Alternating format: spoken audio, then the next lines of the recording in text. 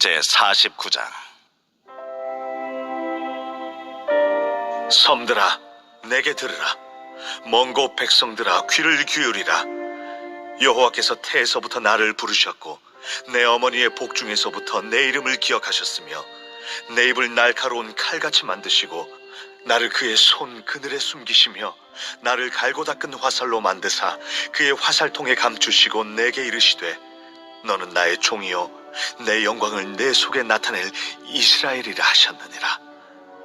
그러나 나는 말하기를 내가 헛되이 수고하였으며 무익하게 공연히 내 힘을 다하였다 하였도다. 참으로 나에 대한 판단이 여호와께 있고 나의 보응이 나의 하나님께 있느니라.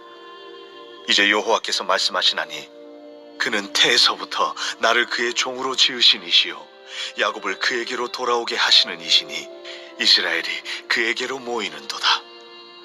그러므로 내가 여호와 보시기에 영화롭게 되었으며 나의 하나님은 나의 힘이 되셨도다. 그가 이르시되 내가 나의 종이 되어 야곱의 지파들을 일으키며 이스라엘 중에 보존된 자를 돌아오게 할 것은 매우 쉬운 일이라. 내가 또 너를 이방의 빛으로 삼아 나의 구원을 베풀어서 땅 끝까지 이르게 하리라. 이스라엘의 구속자, 이스라엘의 거룩한 이이신 여호와께서 사람에게 멸시를 당하는 자, 백성에게 미움을 받는 자, 관원들에게 종이 된 자에게 이같이 이르시되 왕들이 보고 일어서며 고관들이 경배하리니 이는 이스라엘의 거룩하시니 신실하신 여호와 그가 너를 택하였음이니라.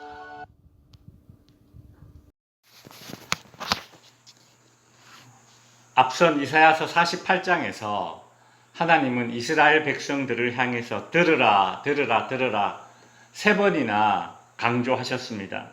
무엇을 들으라는 얘기입니까? 하나님께서 앞으로 일으키실 새 일을 들으라. 하나님이 들으라고 하는 새 일은 무엇입니까? 고레스 왕을 세워서 바벨론 포로에서 이스라엘 백성들을 구원해내는 그 새 일을 행하시겠다라는 그 하나님의 말씀을 들으라. 역사를 움직이시는 하나님의 말씀을 들으라는 것입니다. 오늘 본문 이제 이사야서 49장에서는 하나님의 말씀을 들어야 할 대상이 이스라엘에서 이제 더 이렇게 확장이 됩니다. 1절에 보시면 섬들아 내게 들으라, 먼 곳 백성들아 귀를 기울이라 라고 하죠. 여기서 섬들이란 세상 끝을 이야기하는 것입니다. 먼 곳 백성들은 이방인들을 가리키는 것입니다. 그러니까 지금부터는 하나님의 말씀을 들어야 할 대상이 이스라엘 백성들에게 국한된 것이 아니라 이제 세상 땅 끝에 사는 이방인들에게 하나님께서 들으라 그렇게 말씀하시고 이제 그 이방 온 민족을 향해서 들어야 될 한 인물에 대해서 이제 언급을 하십니다. 1절 후반부에 보시면 여호와께서 태에서부터 나를 부르셨고 내 어머니의 복중에서부터 내 이름을 기억하셨으며 2절 내 입을 날카로운 칼같이 만드시고 나를 그의 손 그늘에 숨기시며 나를 갈고 닦은 화살로 만드사 그의 화살통에 감추시고 3절 내게 이르시되 너는 나의 종이요 내 영광을 네 속에 나타낼 이스라엘이라 하셨느니라. 하나님께서 이방 온 민족을 향해서 귀를 기울여 들으라 라고 말씀하신 이후에 지금 한 인물을 언급하고 있습니다. 여기서 하나님이 말씀하시는 이 나의 종은 누굴까요? 어머니의 태에서부터 부르셨고 입은 날카로운 칼 같고 갈고 닦은 화살 같은 그 종은 누구를 가리키는 것일까요?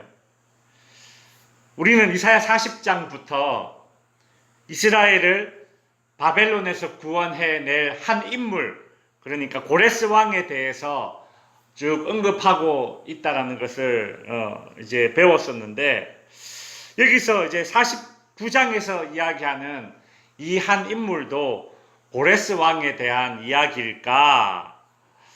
그것은 아닙니다. 오늘 본문에서는 이스라엘이 아니라 이방 온 민족에게 들으라고 말씀하셨지 않습니까?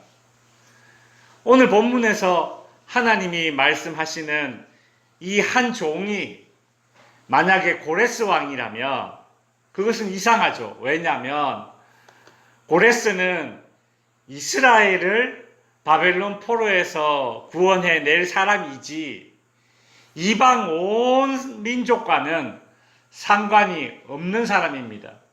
고레스 왕이 우리와 상관이 있습니까? 없어요.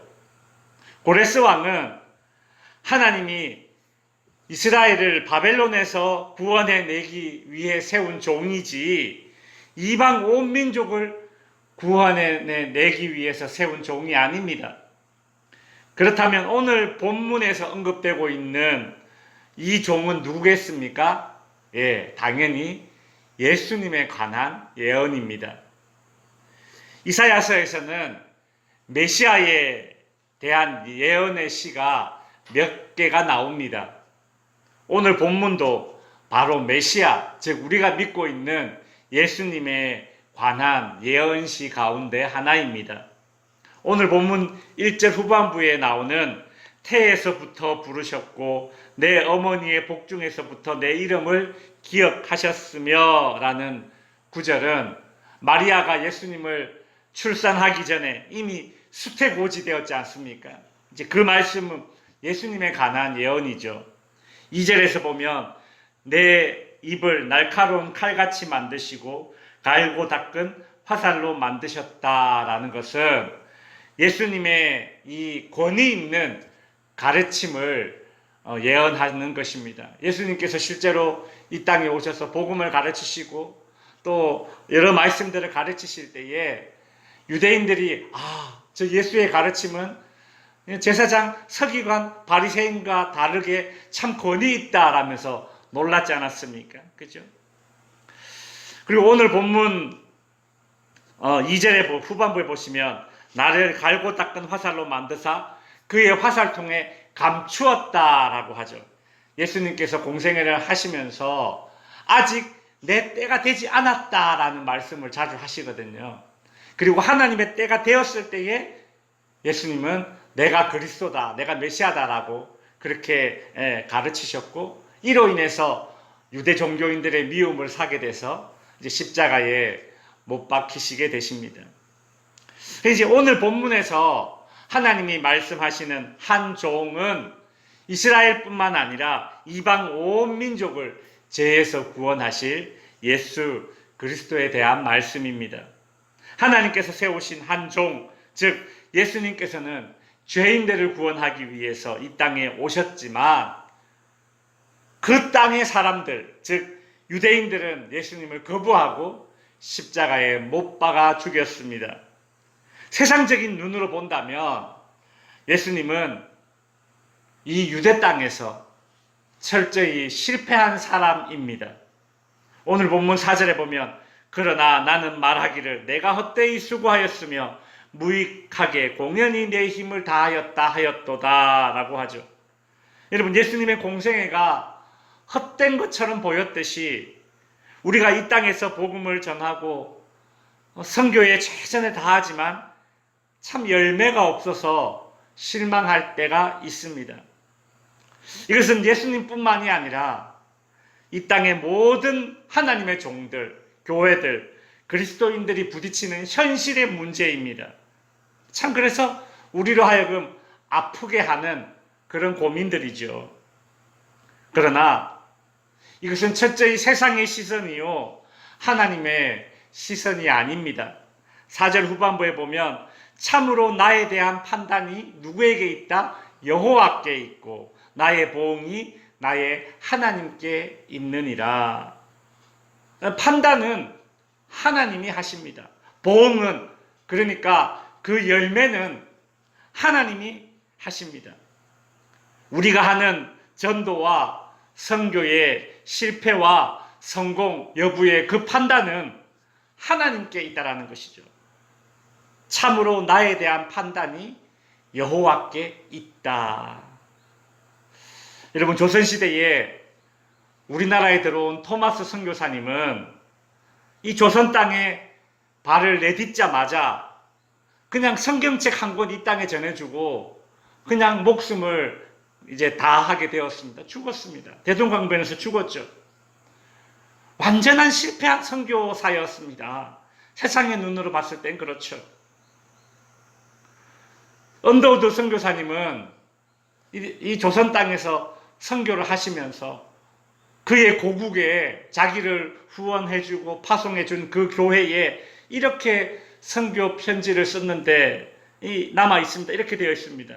주여, 지금은 아무것도 보이지 않습니다. 메마르고 가난한 땅, 나무 한 그루 시원하게 자라오르지 못하는 이 땅에 저희들을 옮겨와 앉히셨습니다. 그 넓고 넓은 태평양을 어떻게 건너왔는지 그 사실이 기적입니다. 주께서 붙잡아 뚝 떨어뜨려 놓으신 듯한 이곳 조선 땅, 지금은 아무것도 보이지 않습니다. 보이는 것은 고집스럽게 얼룩진 어둠뿐입니다. 여러분, 이것이 그 당시 조선 땅에 복음을 전하고 있던 그 선교사님이 처한 현실이었습니다. 현실. 하나님의 종으로 부름받아서 조선 땅에 왔는데 현실은 어때요? 어둠뿐이다. 그렇게 이야기하고 있지 않습니까? 오늘 본문 딱 4절에 그렇죠. 내가 헛되이 수고하였으며 무익하게 공연히 내 힘을 다하였다. 너무 유사한 상황이지 않습니까? 그러나 그렇게 끝나지 않죠. 4절 후반부에 나의 판단은 하나님께 있다. 그래서 언더우드 선교사님도 선교의 사명을 끝까지 다할 수 있었고, 보십시오. 토마스 선교사님 배에서 내리자마자 목 베어 죽었지만 그 선교사님 성경책 하나 딸랑 전해주고 죽었지만 그 성경책을 받은 박치량인가? 그분 그 성경책 쭉쭉 찢어가지고 자기 집에 흙벽돌에 이 벽지로 썼지 않습니까? 자기가 벽지로 발라놓고 그 성경책 읽다가 예수 믿고 그 집이 널다리 교회라고 해서 교회가 되었죠. 그죠? 알 수 없는 것입니다. 하나님이 하시는 일이에요. 그 선교사님들은 선교의 열매를 보지 못했을 뿐입니다. 모든 보응은 하나님께서 하실 뿐입니다. 오늘 본문 6절을 보시면 사람에게 멸시를 당하는 자, 백성에게 미움을 받는 자, 관원들에게 종이 된 자, 이런 말이 나오지 않습니까? 이것은 예수님께서 유대인들에게 배척당하고 고난당하고 수치를 받는 그 장면을 연상케 합니다. 예수님 외에도 수많은 종들이 배척과 순환을 당하게 되죠. 그러나 우리 주님 십자가에 못 박혀 죽으셨지만 하나님이 다시 일으키셨지 않습니까? 죽음과 죄의 권세를 이기신 만왕의 왕이 되게 하셨고 영화로운 하늘 보좌에 앉히셨습니다.